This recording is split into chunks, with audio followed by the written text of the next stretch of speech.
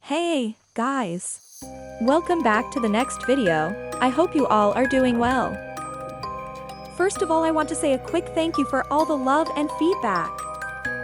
And also a warm welcome to the almost 100 new subscribers from the last video.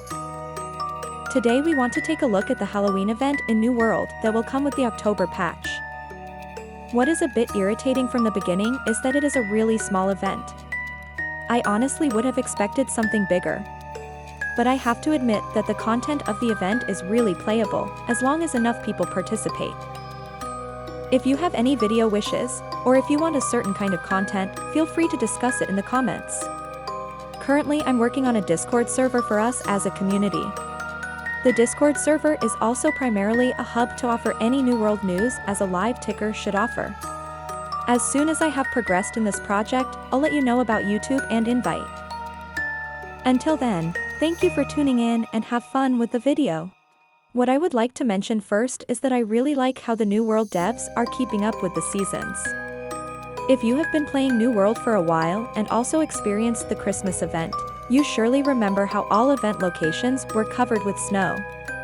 This time the devs didn't decorate the event locations with falling leaves, but almost all capitals except for the new capital in Brimstone Sands. But now let's talk about the Halloween event. The event is, as already mentioned, very small. You can only fulfill one quest that raises your reputation directly to the maximum level, and from there on allows you to buy all the items around the event.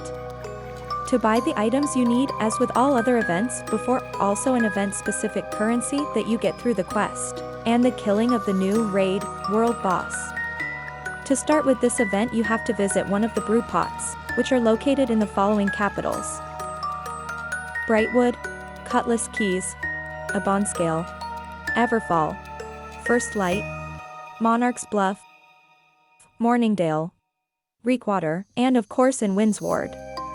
If you have found the cauldrons, look for the NPC Salvatore, who should be right next to the cauldron.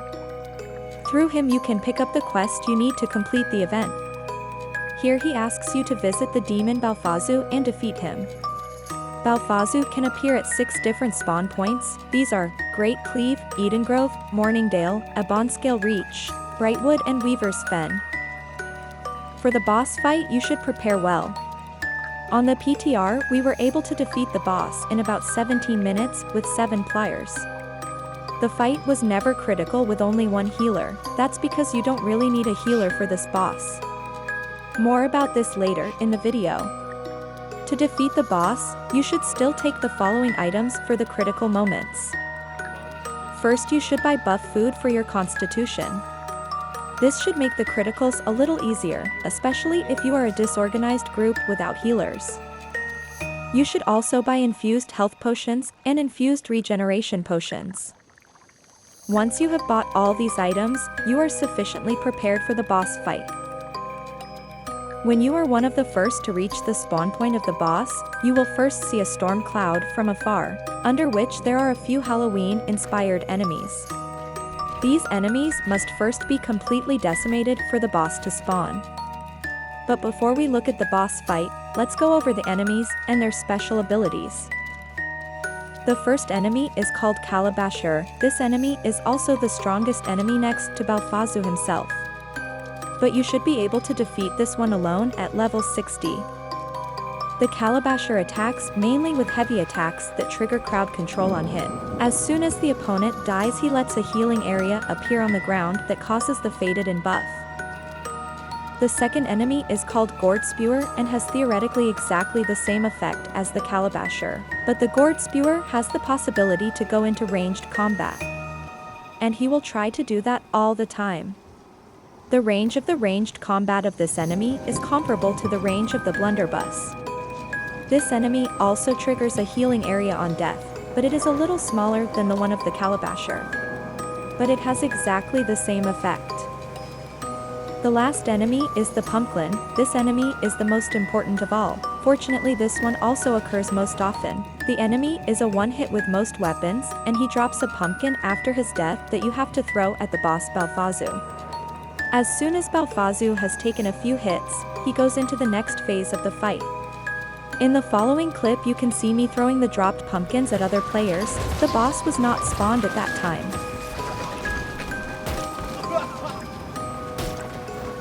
In this clip here you can see how the boss goes into his second phase.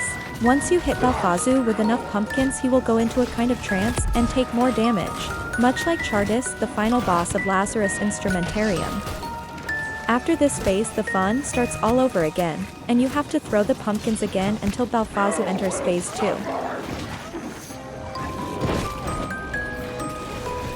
When you have defeated Baalphazu, you will get Baalphazus ichor directly into your bag. You have to sink this item into one of the cauldrons, whereupon a small animation will play and you will get a chest. This chest gives you the currency and possibly a blueprint for the new weapons. Afterwards you can hand in the unique quest to Salvatore, whereupon he gives you another chest. From now on you have to generate any currency only by sinking the item, and you are relatively quickly finished with the event, and could buy all items. On the PTR, we were able to farm Baalphazu several times a day, so theoretically you can farm all the items in a single day. And already we have reached the end of the guide. I thank you again for watching and liking. If you are interested in the entire boss fight, then just let the video run through. The last 17 minutes from here on I will cut the entire boss fight again uncut with rain. Please note that the entire guide is PTR recordings and information. This may still change until launch. If it should, I will definitely let you know again and update the guide. Thank you, stay healthy and have a nice day.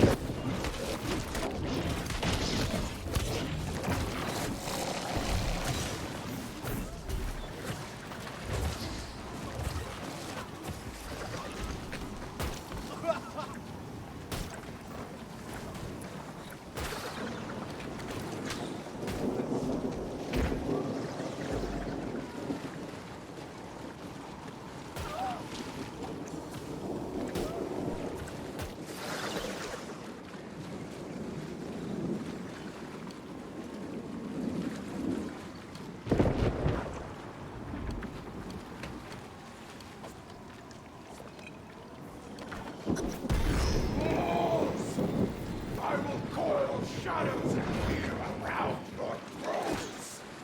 Lord Tenebris will have his complete feast.